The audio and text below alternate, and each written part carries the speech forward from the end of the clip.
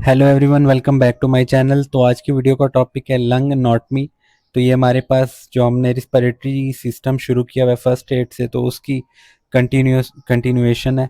तो हम देख लेते हैं इसमें हम क्या क्या चीज़ कवर करेंगे। तो जैसा कि आप सबको पता है कि हमारे पास जो ट्रेकिया है वो फर्दर हमारे पास दो में डिवाइड करता है, जिसे हम बोलते हैं राइट ब्रोंकस और लेफ्ट ब्रोंकस। इसके अलावा फर्दर डिवीजन होती है हमारे पास, मल्टीपल डिवीजंस है, और एट द एंड हमारे पास क्या आपको एल्वियोलर सैक देखने को मिलेगा। ठीक है, तो सबसे पहले जो है हम बेसिक एनाटॉमी के ऊपर चलते हैं। तो हमारे पास लंग्स के दो लोब्स होते हैं, राइट और लेफ्ट होता है। और जो राइट लंग है उसके अंदर जो लंग्स है हमारे पास दो हैं नंबर में, ठीक है, जिसको हम राइट और लेफ्ट लंग बोलते हैं।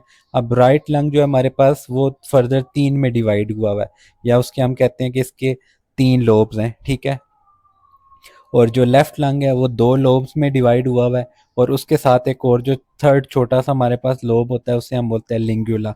लेकिन अगर आप एमसीक्यूज के हिसाब से बात करें तो राइट में तीन लोब्स हैं हमारे पास और लेफ्ट में दो लोब्स हैं। ठीक है, अब जो हमारे पास लेफ्ट है उसमें हमारे पास तीन लोब्स क्यों नहीं होते, तो एमसीक्यूज आ सकता है। तो उसमें हमारे पास जो स्पेस है, जो उसकी थर्ड लोब की जो स्पेस है वो ऑक्युपाई की होती है हार्ट ने। तो इसकी वजह से हमारे पास आपको दो लोब्स देखने को मिलेंगे। ठीक है, अब अगर आपने रिलेशन देखनी है पल्मोनरी आर्टरी की ब्रोंकस के साथ से, तो ये अगर फर्ज किया ये ब्रोंकस है और ये पल्मोनरी आर्टरी गुजरी है, तो किस हिसाब में यहाँ से गुजरेगी। तो उसके लिए एग्जांपल इन्होंने दी हुई है राल्स, या निमोनिक दिया हुआ है राल्स। तो राइट राइट एंटीरियर और लेफ्ट के राइट के एंटीरियर से गुजरेगी और लेफ्ट के हमारे पास सुपीरियर से गुजरेगी। ठीक है, Carina is posterior to ascending aorta, intermediate to descending aorta. Right lung is a more common site for inhaled foreign. अच्छा, अब आपने एनाटॉमिकली याद रखना है कि अगर आप पल्मोनरी आर्टरी को ब्रोंकस के साथ अगर आप उसका रिलेशन बनाते हैं तो राइट में हमारे पास एंटीरियर होगी, और जो लेफ्ट है उसमें हमारे पास जो है वो सुपीरियर होगी। ठीक है, तो एमसीक्यूज यूजली इसी में से यही कुछ आता है।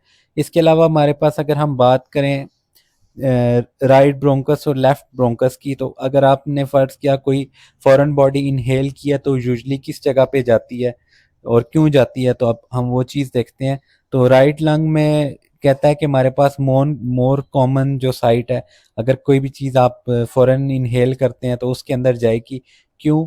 क्योंकि उसका एरिया हमारे पास आपको तकरीबन इस तरह देखने को मिलेगा कि राइट लंग जो है ट्रेकिया से राइट ब्रोंकस तकरीबन सीधा होता है, और जो दूसरा है हमारे पास थोड़ा सा इस तरह करके आपको देखने को मिलेगा। तो अगर यहाँ से कोई चीज़ आती है तो सीधी यहाँ से हमारे पास नीचे की तरफ चली जाएगी, उसको थोड़ी सी मुश्किल होगी इस साइड पे जाने के लिए, तो इस वजह से यूजली वो हमारे पास नहीं जाती है। ठीक है, तो कहता है कि जो राइट ब्रोंकस है वो हमारे पास क्या है, वाइड है, मोटा है, वर्टिकल शेप है, और छोटा होता है लेफ्ट की निस्बत। ठीक है, तो कहता है अगर आप कोई भी चीज़ है वो इनहेल करते हैं, जैसे इसने पीनट की एग्जांपल दी है, तो कहता है अगर आप स्पाइन पोजीशन में है तो तब किस तरह होगा। अगर आप लेटे हुए हैं लेकिन राइट साइड पे थोड़ा सा प्रोन होके, या राइट साइड पे थोड़ा सा मुड़ के लेटे हुए हैं, या अगर आप बिल्कुल सीधा लेटे हुए हैं, तो तब किन किन जोन में जा सकता है। तो सुपाइन पोजीशन की बात करता है कि इसमें हमारे पास इंटर करेगा superior segment of right lower lobe, और sometimes enter posterior segment of right upper lobe. तो यूजली अगर सुपाइन पोजीशन की हम बात करें तो वो करता है superior segment of right lower lobe. अब हमने यहाँ तो ऊपर बात कर लिया कि कोई भी इंस्पिरेशन होगी वो तो राइट साइड पे ही होगी। अब राइट में हमारे पास कौन से लोब में जाएगी, ऊपर वाले, नीचे, या दरमियान में। तो अगर कहता है सुपाइन पोजीशन की हम बात करें तो उसमें सुपीरियर सेगमेंट में जाएगी राइट लोअर लोब के। ठीक है, अगर लेटे हुए एक साइड पे या राइट साइड पे अगर हम लेटे हुआ है कोई बंदा, फिर इंस्पायर कर रहा है या इनहेल कर रहा है फॉरेन मटेरियल जो है, तो वो कहाँ जाएगा, तो वो इंटर करेगा राइट अपर लोब में जाके। ठीक है, और अगर अप राइट पोजिशन में है तो उसमें इंटर करेगी राइट लोअर लोब में। ठीक है, तो एमसीक्यू सिंपली वो इस तरह पूछते हैं कि एक बंदा लेटा हुआ था तो उसने कोई चीज़ इनहेल कर ली है फ़ौरन चीज़ जो है इनहेल कर लिया तो बताएं अब किस जगह पे जाएगी। अब ये हमारे पास बड़ी प्यारी सी इन्होंने पिक्चर्स बना के दी हुई हैं। तो अगर हम देखते हैं तो ये लंग्स को हमने दो में डिवाइड किया हुआ है, ठीक है। राइट का भी हमने ऊपर बात की थी कि हमारे पास तीन है और लेफ्ट के हमारे पास दो देखने को मिलेंगे, ठीक है। तो ये upper lobe, lower lobe, middle lobe और ये लोअर लोब है। और इसी तरह जो हमारे पास लेफ्ट की बात करें तो ये हमारे पास अपर लोब है और ये नीचे लोअर लोब है, ठीक है। और बीच में ये पोर्शन है हमारे पास लिंगुला जिसे हम बोल रहे थे। इसी तरह एक्सरे में अगर आप देखते हैं तो राइट अपर लोब आपको ये देखने में, ये लोअर, ये मिडल, ठीक है। तो इस तरह ये आपको सारा कुछ देखने में मिलेगा। इसके अलावा हमारे पास जो डिवीजन है उसके अंदर आपको फिशर्स देखने में मिलेंगे, ठीक है। ये डिवाइड करते हैं ऊपर वाले लोब को नीचे से या नीचे वाले लोब को ऊपर से। तो जो राइट साइड है उसमें आपको कितने फिशर्स देखने में मिलेंगे, जाहिर बात है तीन डिवीजन है तो दो देखने में मिलेंगे, ठीक है। एक है हॉरिजेंटल फिशर और दूसरा है हमारे पास ओब्लिक फिशर। इसी तरह अगर लेफ्ट की हम बात करें तो उसमें हमारे पास आपको क्या होगा, सिर्फ ओब्लिक फिशर देखने को मिलेगा, ठीक है। अब जब फिशर यहाँ पे बन रहा है तो इससे क्या होगा, ऑटोमेटिकली ये लंग दो में डिवाइड कर है। इसके अलावा मजीद जो है वो हम आगे चल के देखते हैं। तो अब हम देख रहे हैं डायफ्राम क्या है या उसमें से कौन सी चीज़ें पास करती हैं।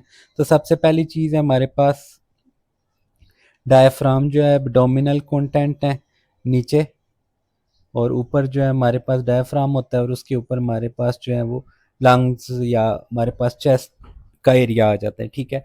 अब जाहिर बात है ऊपर की कम्युनिकेशन एब्डोमिन से हमारे पास किसके थ्रू होगी, तो कौन से स्ट्रक्चर हैं जो मतलब डायफ्राम को फाड़ के नीचे की तरफ आते हैं और कौन से ऊपर ख़त्म हो जाते हैं, तो ये सारा कुछ आप देखेंगे यहाँ पे। तो इसके लिए निमोनिक भी इन्होंने यहाँ पे दिए हुए हैं। तो सबसे पहले जो स्ट्रक्चर परफोरेट करते हैं जो मतलब डायफ्राम से इन होके, अगर ये डायफ्राम है तो डायफ्राम से इन होके नीचे की तरफ कौन कौन से स्ट्रक्चर आते हैं और कौन सी लोकेशन पे आते हैं, तो ये दोनों चीज़ें इंपॉर्टेंट है। तो थोरेसिक 8 लेवल पे हमारे पास क्या करती है, इंफीरियर वेना केवा परफोरेट करती है और राइट फ्रीनिक नर्व। इसके अलावा T10 लोकेशन में एसोफेगस और वेगस नर्व जो है, क्रेनियल नर्व 10 जो है ये हमारे पास परफोरेट करती है। इसी तरह T12 लेवल पे हमारे पास अयोर्टा, थोरेसिक डक्ट, एजाइगस वेन जो है हमारे पास परफोरेट करती है। और कहता है कि डायाफ्राम की इनर्वेशन क्या है, C3, 4 और 5 जिसे हम फ्रेनिक नर्व बोलते हैं, वो क्या करती है, डायाफ्राम को इनर्वेट करती है।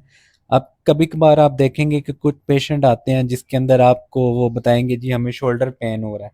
तो अब वो कुछ कंडीशन हैं, अगर तो कोई भी चीज़ है जिसमें डायफ्राम की इरिटेशन हो रही है तो इसका पेन जो है हमारे पास वो तो आपको या तो शोल्डर पे देखने को मिल सकता है या तो ट्रेपीजियस रिंग के ऊपर देखने को मिल सकता है, ठीक है। तो शोल्डर में क्यों है, क्योंकि C5 जो हमारे पास शोल्डर को भी सप्लाई करती है। इसी तरह ट्रेपीजियस रिज जो है उसको क्यों, उस जगह पे क्यों आपको देखने को मिलेगा, क्योंकि C3 और 4 जो है वो उनको भी सप्लाई करते हैं, ठीक है। तो कोई भी चीज़ जो है हमारे पास C3, 4 और 5 को अफेक्ट करती है तो वो जाहिर बात है डायफ्राम को अफेक्ट करेगी, ठीक है। तो phrenic nerve injury causes elevation of ipsilateral diaphragm on chest x ray.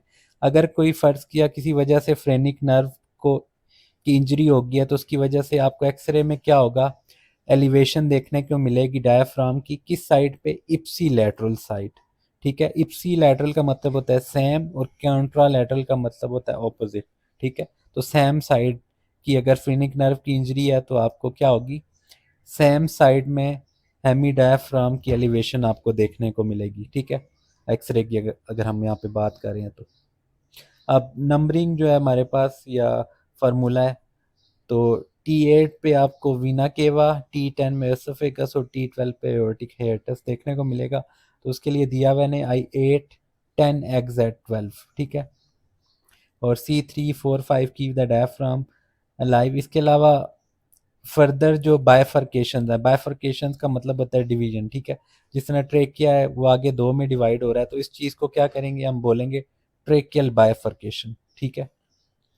तो अब जो कॉमन कैरोटिड जो बायफर्केट करती है वो किस जगह पे करती है, तो वो C4 पे करती है।